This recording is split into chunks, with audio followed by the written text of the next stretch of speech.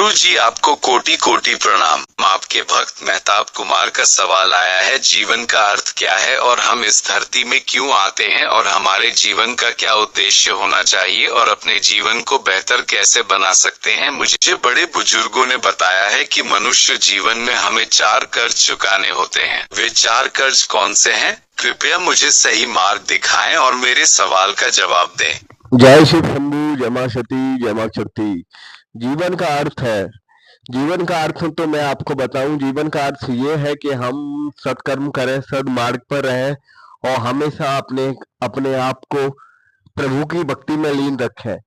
देखिए, मनुष्य जीवन का सिर्फ यह अर्थ होता है कि वह अपने परमात्मा को की सेवा करे, अपने परमात्मा को जाने और अपने परमात्मा की भक्ति करके मोक्ष की प्राप्ति करे।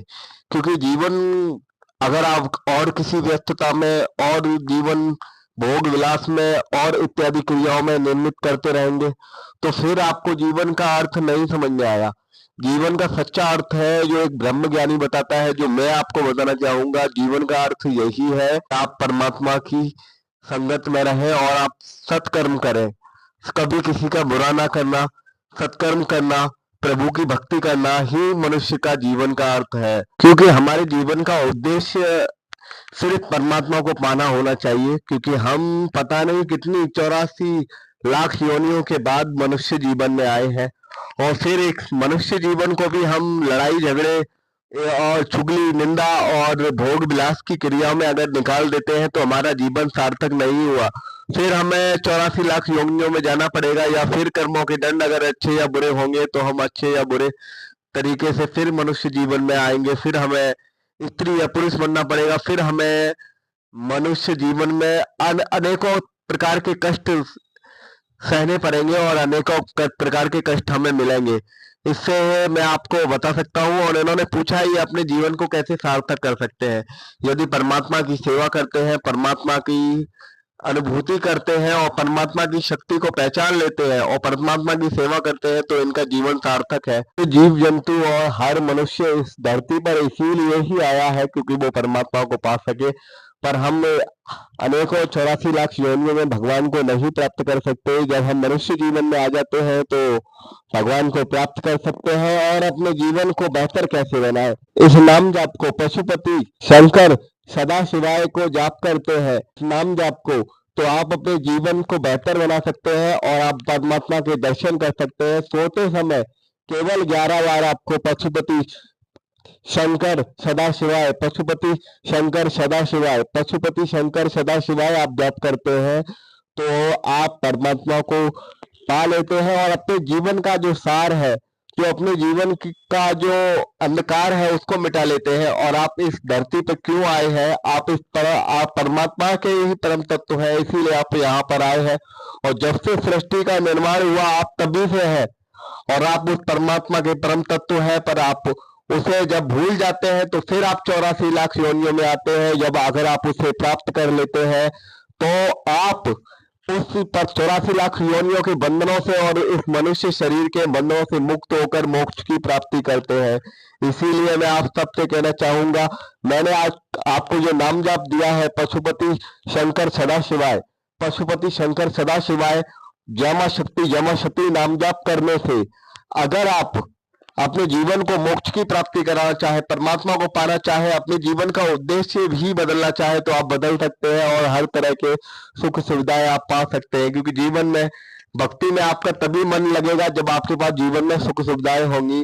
और मैं आपसे यही कहना चाहूंगा, जीवन का उद्देश्य यही रखें, परमात्मा को पाना है और मोक्ष की प्राप्ति और परमात्मा की अनुभूति करनी है।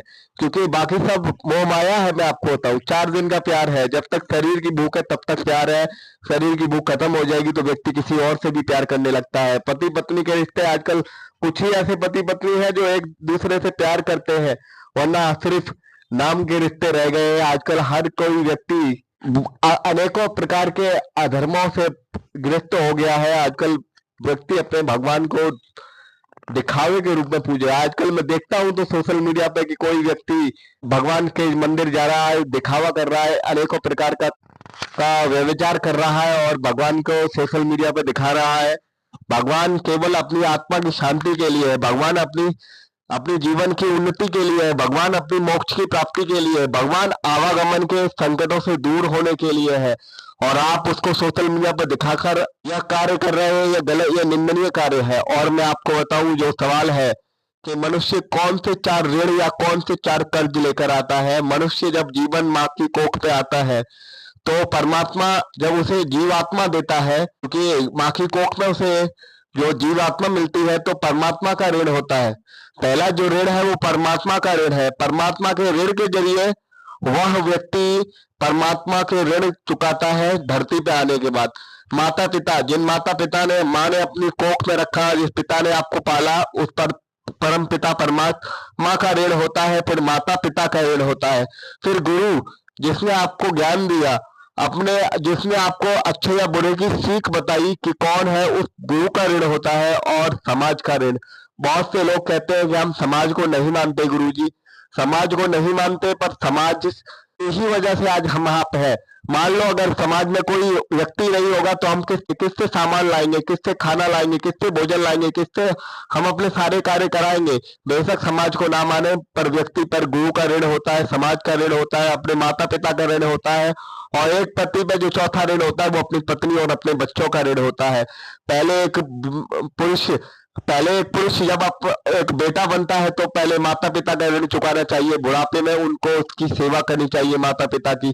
जब वो दाम्पत्य जीवन में आता है तो उसको अपनी पत्नी और अपने बच्चों का लालन पालन सही समय पर करना चाहिए और उन्हें खुश रखना चाहिए।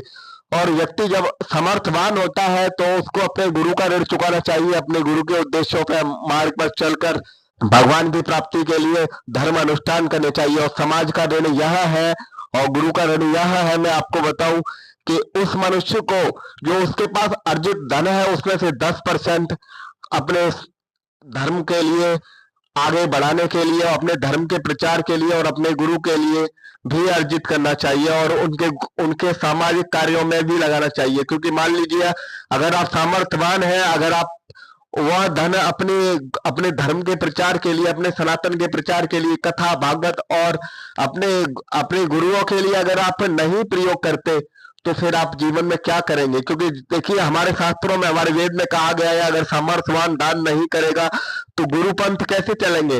सामर्थ्यवान अगर दान नहीं करेगा तो हमारे धार्मिक कार्य कैसे होंगे।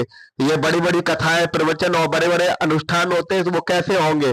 और अगर माता पिता अपने बच्चे को सही सीख ना देंगे तो फिर बच्चे कैसे आगे बढ़ेंगे।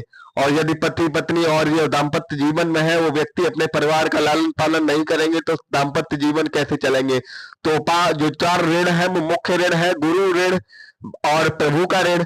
क्योंकि प्रभु ने ही हमें इस दुनिया में लाए हैं और हमारे माता पिता लाए हैं। तो अपने अध्यात्म से जब हम जुड़ते हैं, जब अपने गुरु की बात मानते हैं, भगवान की पूजा इत्यादि करते हैं, नाम जाप करते हैं, तो हम अपने परमात्मा के ऋण और अपने गुरु के ऋण से मुक्त होते हैं। समाज में जब हम अपने धर्म को आगे बढ़ाने के लिए धार्मिक अनुष्ठानों में जब सहयोग करते हैं तो हम अपने अपने समाज के और अपने अपने अपने श्रेष्ठ ऋण से मुक्त होते हैं। और अपने माता पिता की जब हम सेवा करते हैं तो हम अपने माता पिता के ऋण से मुक्त होते हैं।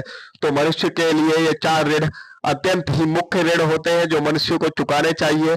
अब मैं अंत में आप सबको यह बात बताना चाहूंगा कि आप सबको अपने चारों ऋणों को, हर मनुष्य हर व्यक्ति को चुकाने चाहिए। और इन भाई ने बहुत ही श्रेष्ठ सवाल किया है, क्योंकि पितृ ऋण, माता पिता का ऋण और पितरों का समय ही चल रहा है अभी। तो आप सबको बताओ, पितरों के लिए स्वधा स्वधा स्वधा मंत्र का जाप करके अपने पितरों को भोग लगाएं, क्योंकि अत्यंत ही लाभान्वित रहेंगे और आपके पितृ जहां भी रहेंगे बहुत ही खुश रहेंगे।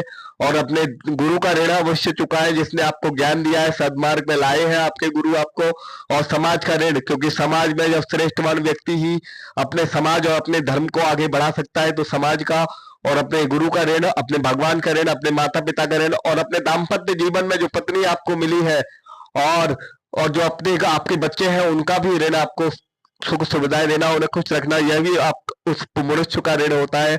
और यही जो ऋण मनुष्य के होते हैं वही एक स्त्री के होते हैं, स्त्री को भी वही ऋण रहते हैं और वही ऋण उन बच्चों को भी रहते हैं। हर व्यक्ति के ये 4 ऋण होते हैं या 4 कर्ज कह लीजिए आप किसी भी तरह से, और वह उस व्यक्ति को चुकाने रहते हैं। और आप सबको एक विशेष बात बताऊं, शंभु शंभु पशुपति शिव शंकरा और सदा शिवाय का जो जाप करता है, मैं आपको बताऊं, उस व्यक्ति को सपने में भगवान आकर दर्शन देते हैं, उसके फिर व्यक्ति संपूर्ण सुखी हो जाता है। और भगवान के दर्शन पाने के बाद 4 मुख्य ऋण होते हैं, मैं आप सबको बताऊं।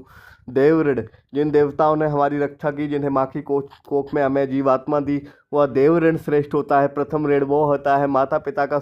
दूसरा ऋण होता है क्योंकि माता पिता हमें जन्म देते हैं और हमारा लालन पालन करते हैं। दूसरा ऋण, तीसरा कर्ज देव माता पिता का ऋण होता है। तीसरा कर्ज होता है दाम्पत्य जीवन में, दाम्पत्य ऋण होता है जो हम गृहस्थ जीवन में होते हैं, विवाह इत्यादि करते हैं, तो वो तीसरा ऋण होता है। चौथा ऋण गुरु और सामाजिक ऋण होता है, जिससे हमें अपने गुरुओं को दी हुई अपने गुरुओं का जो ज्ञान लेते हैं हम, जो अपने गुरुओं का ऋण होता है।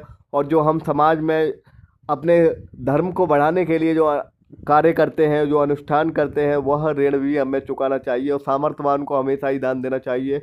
इस नाम जाप से आप भगवान के दर्शन अवश्य पाएंगे। सोते समय बोलेंगे आप महादेव को स्वयं पाएंगे।